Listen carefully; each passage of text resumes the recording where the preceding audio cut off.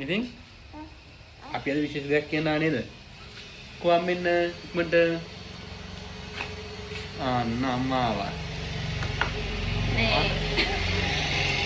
ඔයා කියන්නකෝ. නෑ ඔයා කියන්න ඔයා විස්තරේ කියන්න මම ඊට පස්සේ ඒගොල්ලන්ට කියන්නම්. ඉතින් ඔයාලට කියන්න ඉතින් අපිට පුංචි ඇක්සිඩන්ට් එකක් වුණා. ඉතින් බාලත් එක්ක අපි බයික් එකේ යන්නේ නිතරම. එහෙම යනකොට ඉතින් පාරේ ඉතින් රියානතුරු වෙනවා. ඉතින් ඒක සාමාන්‍ය දෙයක්. ඒ වුණාට ඉතින් අපි ආරක්ෂා වෙන්න ඕන. ඔව් මේ දැන් ඊයේ අපි අපේ බයික් එකෙන් යනකොට බබත් එක්ක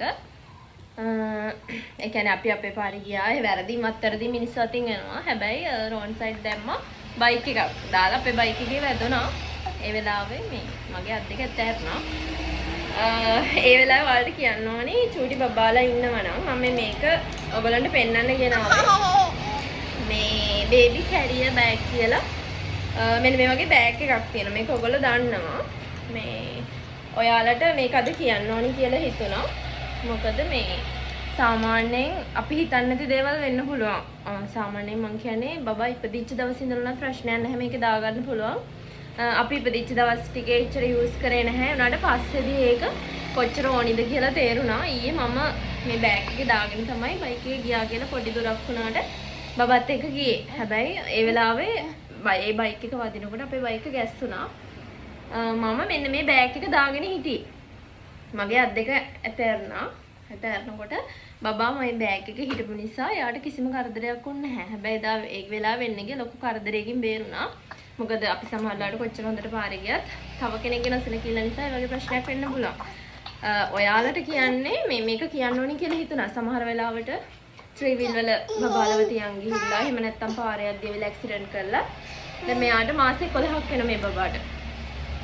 සාමාන්‍ය මාස 4ේදී වගේ තමයි මම මේක යූස් කරන්න පටන් ගත්තේ. හැබැයි මම මේක යූස් කරේ නැහැ. ඒ වුණාට මට ඊයේ කොච්චර වැදගත්ද කියලා තේරුණා. ඔයාලට කියන්නේ පොඩි බබාලා ඉන්නවනම් අනිවාර්යෙන් මේන් බෑග් එක යූස් කරන්න. මේක මෙහෙම අපි දාගත්තට පස්සේදී මේ කොච්චර ප්‍රශ්නයක් වුණත් බබාට ප්‍රශ්නයක් වෙන්නේ නැහැ. මෙහෙම කරලා දාගත්තම එයා අපේ මේ ඇඟට තද වෙලා ඉන්නවා. ඉතින් ඔයාලා මේ මොකද ඊයේ සමහර විට මෙයා බයික් එකෙන් වැටෙන්න තිබ්බා.